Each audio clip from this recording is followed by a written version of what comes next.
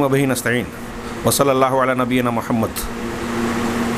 सामीन किराम, अभी हमारे एक करीबी साहब ने मुझे एक वीडियो क्लिप भेजी, 2 मिनट्स और चंद सेकंड की है, जिसमें डॉक्टर असरार साहब के कुछ बयानात हैं।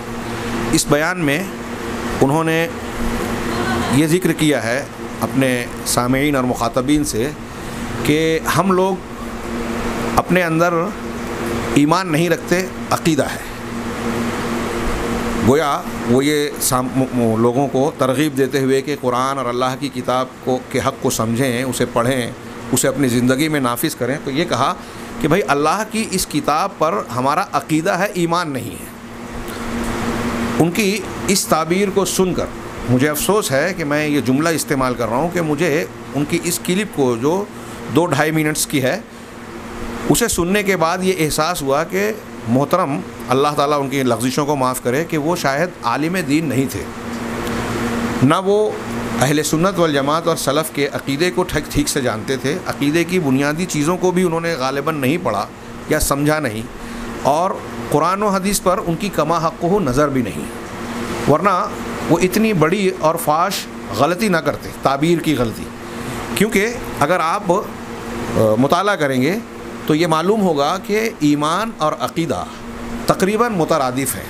हमारे बहुत सारे उलमाए सलफ़ व खलफ़ ये बयान करते हैं कि अल ईमान वल अक़ीदतु शैउन वाहिद, किलाहुमा वाहिद, इस तरह की ताबीर कि ईमान और अक़ीदा दोनों एक ही चीज़ है। और उसकी फिर तफसील बयान करते हैं।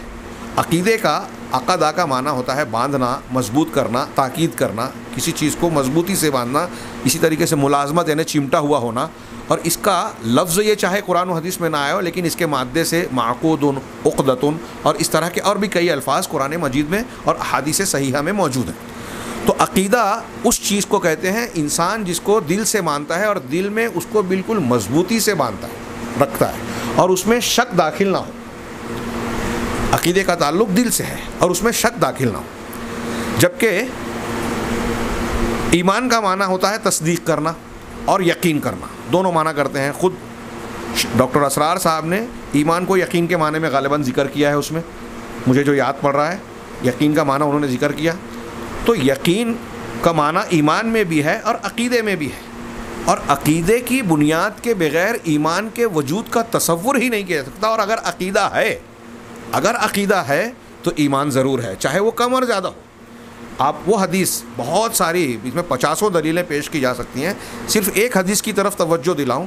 हदीस शफ़ाअत, लंबी हदीस में अल्लाह के नबी सल्लल्लाहु अलैहि वसल्लम ने ज़िक्र किया कि मैं अल्लाह के सामने सजदा रेज़ हो जाऊंगा। सब लोग अंबिया के पास से होने के बाद जब आएंगे तो आखिर में जनाब मुहम्मद रसूलुल्लाह सल्लल्लाहु अलैहि वसल्लम सजदे में जाकर अल्लाह की हम्द व सना बयान करेंगे, और फिर अल्लाह ताला की जानिब से जब कहा जाएगा कि या मोहम्मद इरफ़ा रासक सल तुअता इशफ़ा तुशफ़ा, मांगिए अब दिया जाएगा, अपना सर उठाइए, मांगिए और सिफारिश कीजिए, आपकी सिफारिश कबूल की जाएगी, और सिफारिश के लिए हद मुकर्रर कर दी जाएगी।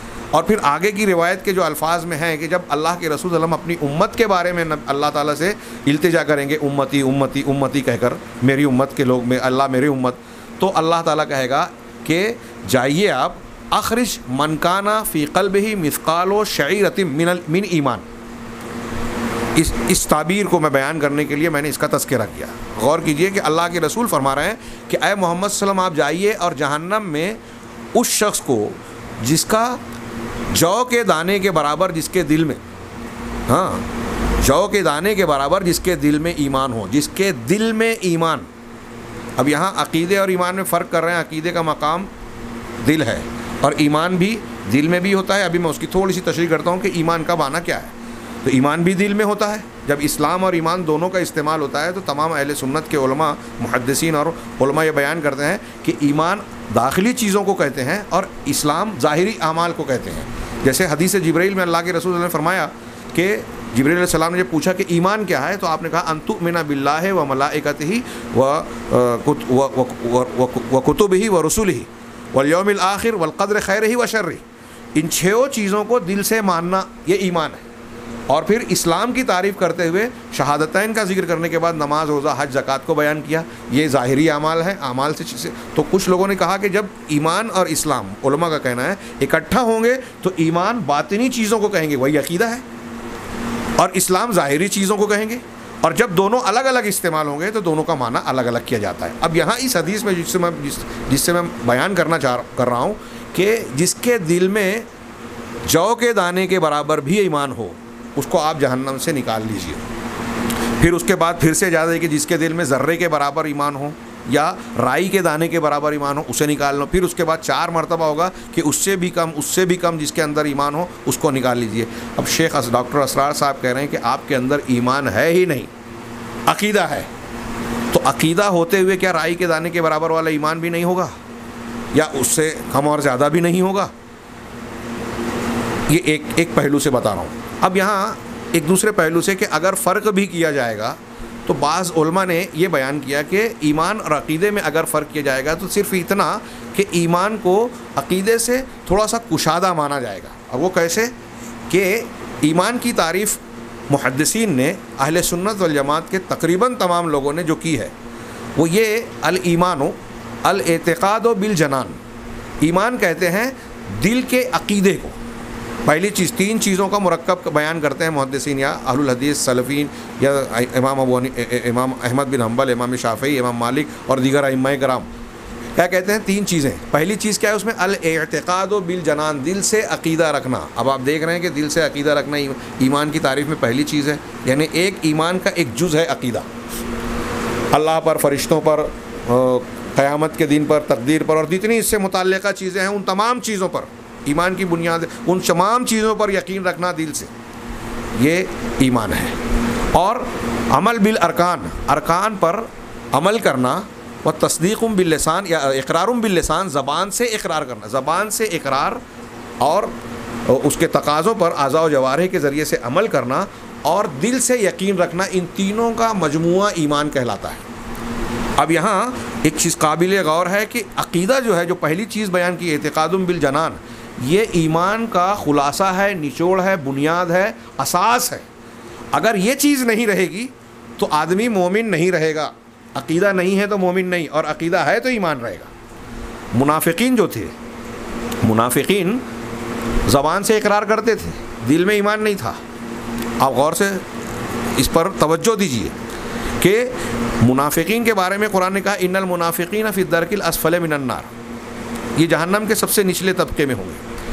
اللہ تبارک نے سورہ منافقون کے آغاز میں کہا اذا جاءک المنافقون قالوا نشهد انک لرسول اللہ، جب آپ کے پاس منافقین آتے ہیں تو کہتے ہیں کہ ہم یہ گواہی دیتے ہیں، شہادت دیتے ہیں کہ آپ اللہ کے رسول ہیں، واللہ یشہد انک لرسول، اور اللہ بھی یہ گواہی دیتا ہے کہ آپ اس کے رسول ہیں۔ لیکن اللہ نے کیا کہا آگے؟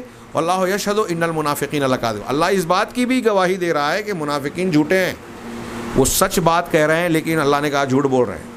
کیوں اللہ نے جھوٹا کہا ان کو؟ اس لیے کہ وہ زبان سے کہہ رہے ہیں لیکن دل میں عقیدہ نہیں ہے۔ عقیدہ اگر نہیں ہوگا تو ایمان ہی نہیں رہے گا۔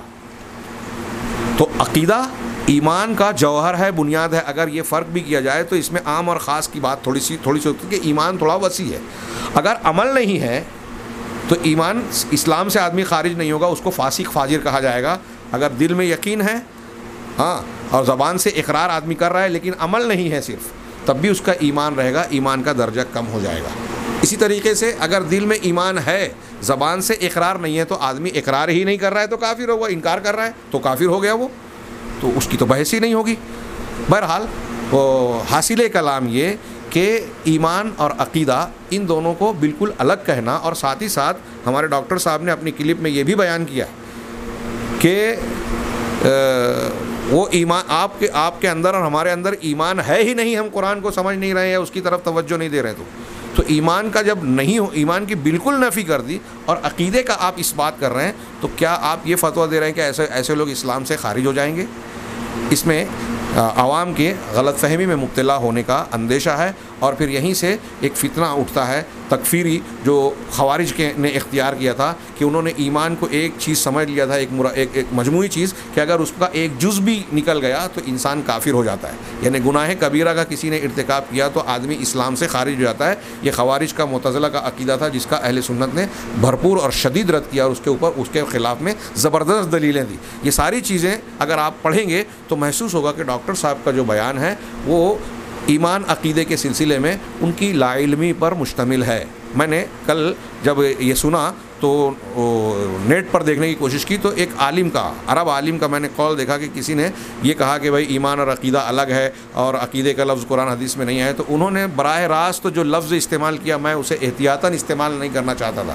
انہوں نے کہا کہ جو شخص ایسا کہہ رہا ہے وہ جاہل ہے، وہ قرآن و حدیث کو نہیں جانتا، عقیدے کو نہیں جانتا، اور اچھی خاصی لمبی چوڑی بحث کی ہے. اللہ تبارک و تعالیٰ سے ہم دعا ہے کہ ہمیں صحیح سمجھ عطا فرمائے. وآخر دعوانا الحمدللہ رب العالمین.